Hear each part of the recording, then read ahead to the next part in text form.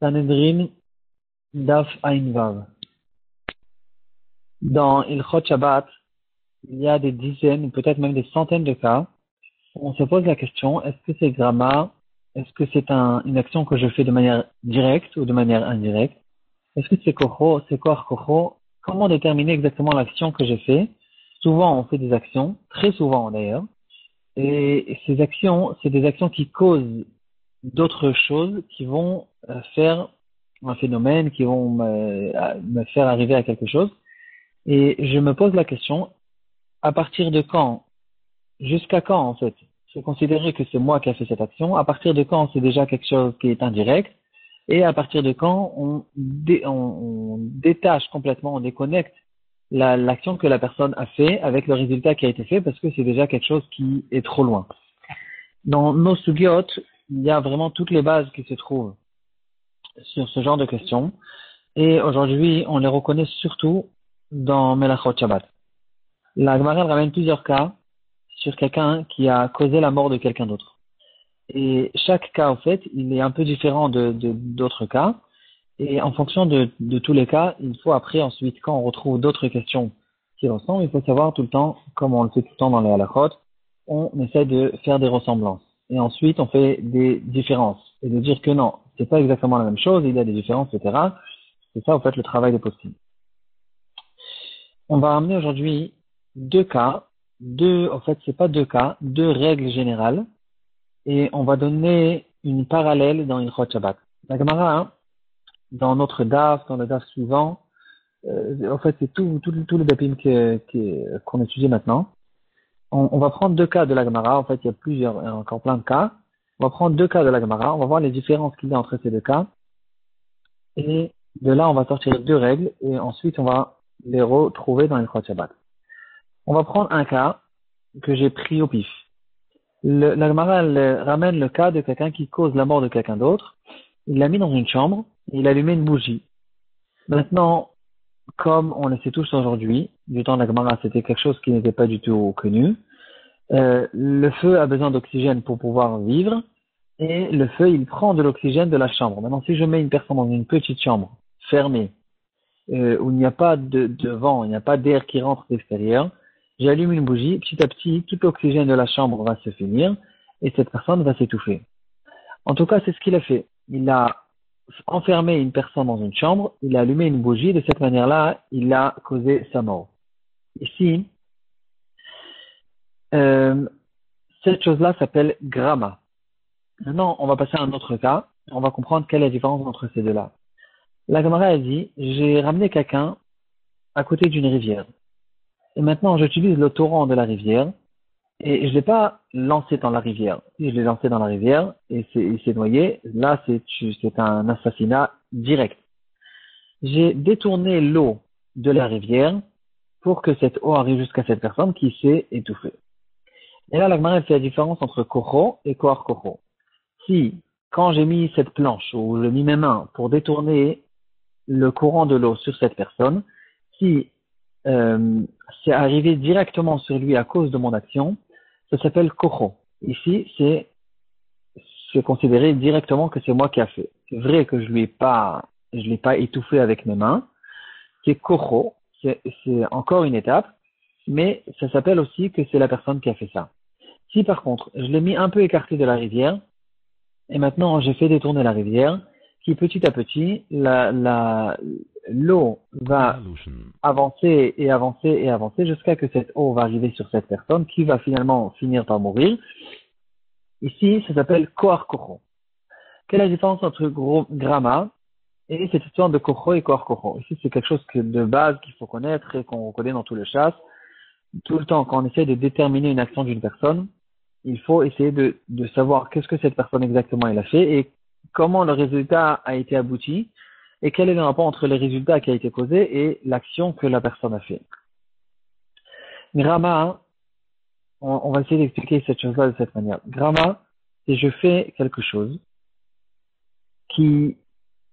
cette chose-là, en fait, elle n'a aucun résultat ou elle a aucun résultat qui m'intéresse. Finalement, ça a juste causé ça a causé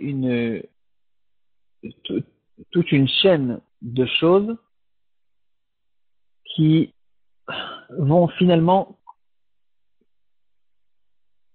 arriver à un résultat. Par exemple, quand j'allumais une bougie, c'est vrai que l'allumage de la bougie, je l'ai fait de manière directe. Mais ensuite, ici, la bougie elle-même, elle étouffe la personne. Donc moi, j'ai causé l'étouffement de cette personne à travers l'action que j'ai fait envers la bougie. Ici, cette chose-là ne peut pas être considérée ni kocho, ni koar kocho. J'ai fait une action directe. C'est encore plus grave que kocho d'un coup. D'un côté, c'est plus grave que kocho. Mais d'un autre côté, la mort qui a été causée à cette personne, le résultat qui a été abouti, c'est pas un résultat qui est en direct avec moi. Le résultat, il est plus déconnecté de la personne que la personne qui a détourné la rivière sur la deuxième personne. Une personne qui a détourné une rivière, mon action a causé ce résultat. La personne qui a allumé une bougie, mon action, elle a juste allumé tout un système qui va arriver à ce résultat. Ce chilouk, on le retrouve aussi dans, donc on l'a vu dans notre Gemara sur quelqu'un qui a assassiné quelqu'un d'autre. On le retrouve dans les Nézékines aussi dans Obakama.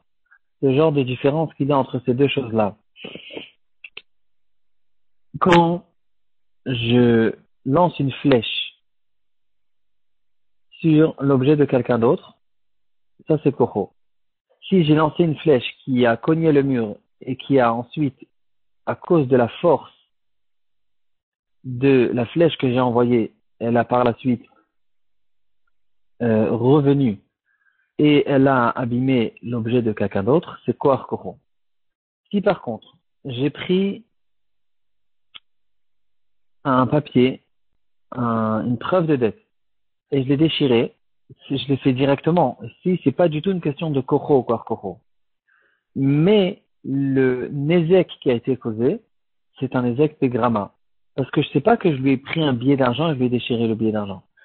Je lui ai retiré la preuve et maintenant cette personne, il n'a plus la possibilité de venir chez celui qui a emprunté de l'argent et de lui réclamer de l'argent. Ici, c'est un gramma. J'espère que j'étais assez clair. Et maintenant, on va reprendre le Chot Shabbat. Aujourd'hui, il y a de nouvelles lunettes.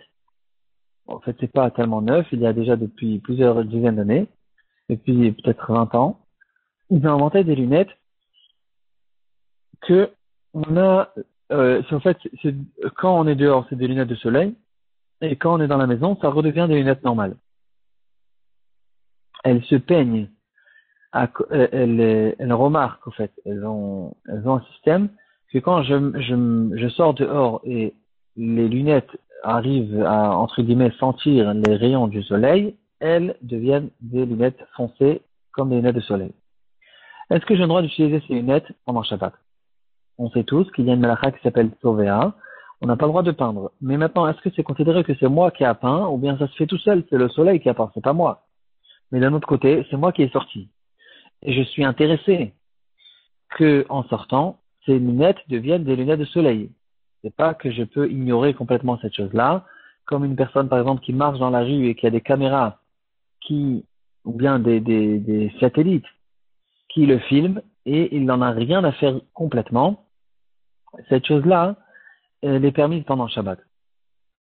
Ici, j'ai mis ces lunettes, je les ai achetées et j'ai payé sur ces lunettes pour que ces lunettes soient des lunettes de soleil quand je sors dehors. Je ne peux pas ignorer et dire que je ne suis pas du tout intéressé. Donc, la question, c'est est-ce qu'on a le droit d'utiliser ces lunettes pendant Shabbat? Réponse, c'est permis. Mais il faut déterminer pourquoi c'est permis. Dans le livre Shmirat Shabbat Kedcheta, il ramène au nom de Rav Shlomo Zalman Auerbach, si je ne me trompe pas, il dit, parce que justement, cette personne, c'est pas considéré qu'il a peint les lunettes, ça se fait tout seul avec le soleil. Et là,